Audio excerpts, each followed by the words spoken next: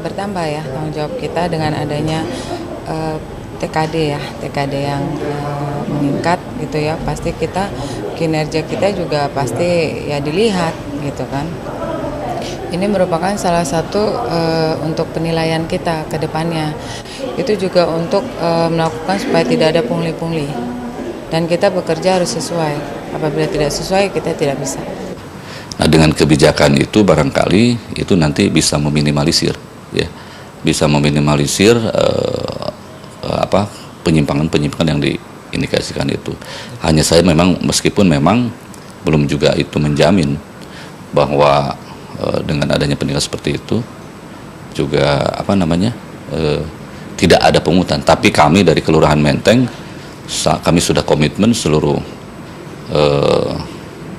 organisasi yang ada, seluruh aparat yang ada di kelurahan, kita sudah komitmen untuk di Kelurahan Menteng insya Allah tidak akan ada lagi pungutan-pungutan seperti itu. Otomatis tanggung jawabnya lebih besar atau kinerjanya harus benar-benar ditambah gitu. Tanggung jawab apa Pak yang nambah? Tanggung jawab sesuai dengan tugas dan fungsinya sebagai camat, sebagai lurah atau sebagai staf gitu. Benar-benar melayani kepada masyarakat. Jangan lagi masyarakat kita melayani diiming-imingi minta-minta tertentu, itu udah nggak ada lagi udah.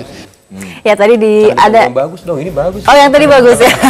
Oke, tapi tadi sebelumnya ada yang mengatakan juga bahwa tidak menjamin juga nih dengan adanya konsep seperti ini. Tentunya harus ada pengawasan yang ketat. Iya. Nah, selama ini yang sudah direncanakan, yang sudah dikonsepkan apa sistem pengawasan yang akan dijalankan nantinya?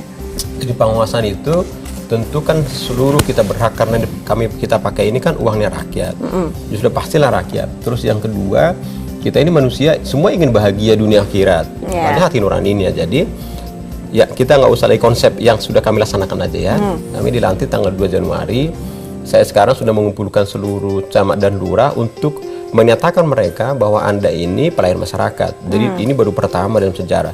Jadi saya kumpulkan seluruh camat dan lurah bergantian setiap Selasa. Nanti seluruh pejabat eselon 3, eselon 4 DKI akan ketemu dengan saya. Dan mereka akan tahu ini negara mau kemana gitu. Terus itu yang kedua, yang ketiga kita lakukan adalah saya sendiri dulu. Saya jalan ke mana, misalnya ke kecamatan Senen gitu ya. Saya jalan kan mereka nggak ngerti kalau saya ini pegawai. Dikira saya kan tidak dikenal ya Pak Lasro. Supir bajai kali kan, supir bajai karena tampangnya masih supir bajai gitu. Atau kondektur metro mini yang dari sana gitu kan.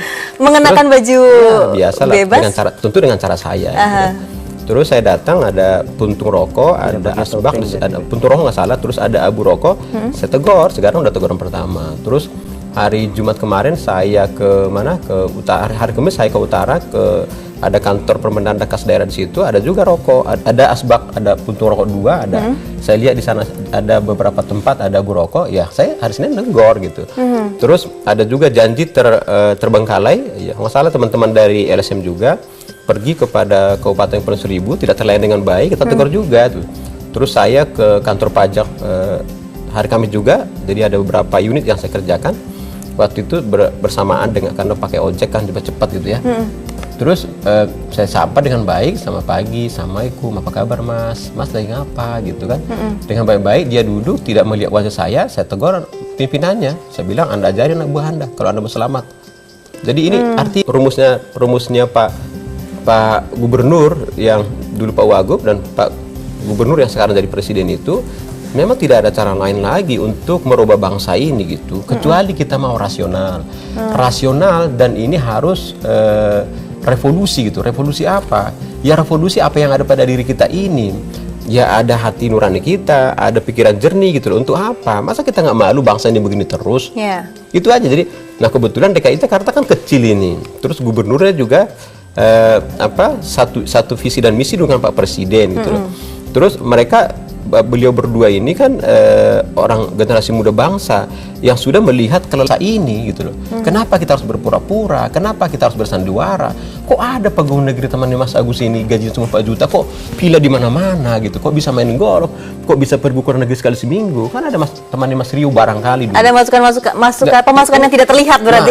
Kenapa kita nggak rasionalkan? Yang semua kita bisa lihat, akhirnya kita bisa nilai beliau. Setelah kita nilai, kita berikan nilai, terus kita berikan juga pada atasannya dong. Yang kebetulan yang istilahnya Mas Agus tadi orang gila gitu loh. Memang ya harus gila lah memimpin negara ini. Dan memimpin daerah itu harus gila juga. Dan menurut saya, kalau bangsa kita ini mau benar ya harus gila gitu. Betul. Saya kira gitu. Oke, berarti tidak hanya mengawasi dari sisi sikap uang segala pungli macam. saja, tapi juga Enggak. kedisiplinan, sikap, Semua, perilaku, semua diawasi juga ya. Pemberlakuan masyarakat ini, kita sadarkan loh. Saya bilang sama mereka loh, ini baju Anda, termasuk potong rambut Anda, dan semua yang Anda keluarkan dan masuk ke dalam tubuh ini haknya rakyat. Tolong, memang Anda bukan pembantu tapi pelayan.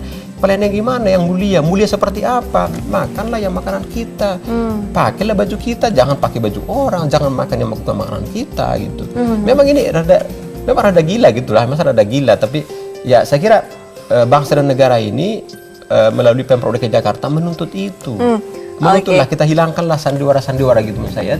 Nasional. Baik Mas Agus, transparan gitu. melihatnya sudah cukup baikkah sistem pengawasan yang sudah mulai dijalankan saat ini oleh pemerintah yang provinsi? saya khawatirkan tadi, kegilaan itu perlu, ya, dan itu sudah dijalankan. Saya apresiasi itu. Kedua, memang lalu pengawasannya. Kita lihat saja nanti 6 bulan ke depan, adakah perbaikan pelayanan di Pemprov DKI, gitu kan? Kemudian pasti yang jelas sekarang karena ini harus awasi, tadi harus ada target, pengawas harus besar. Sekarang jumlahnya cuma 300 orang. Berapa inspektor? 300 inspektor, 350 itu kurang. Ya, meskipun kita nanti akan pakai ICT, semuanya kita bisa kita semua bisa jadi pengawas, membantu inspektur. Ya, sehingga tapi itu tetap harus tambah. Nah, ketika itu berjalan dengan baik, pasti orang yang tadi mencuri-curi gitu ya, honor kiri, honor kanan, nah itu akan diam. Jadi kalau nanti saya akan minta Pemprov DKI Pak Gubernur sebetulnya berapa penghematan resmi yang bisa dihemat oleh Pemprov ketika uang itu dicuri secara apa ya, by project, by fee, macam-macam, disembunyikan.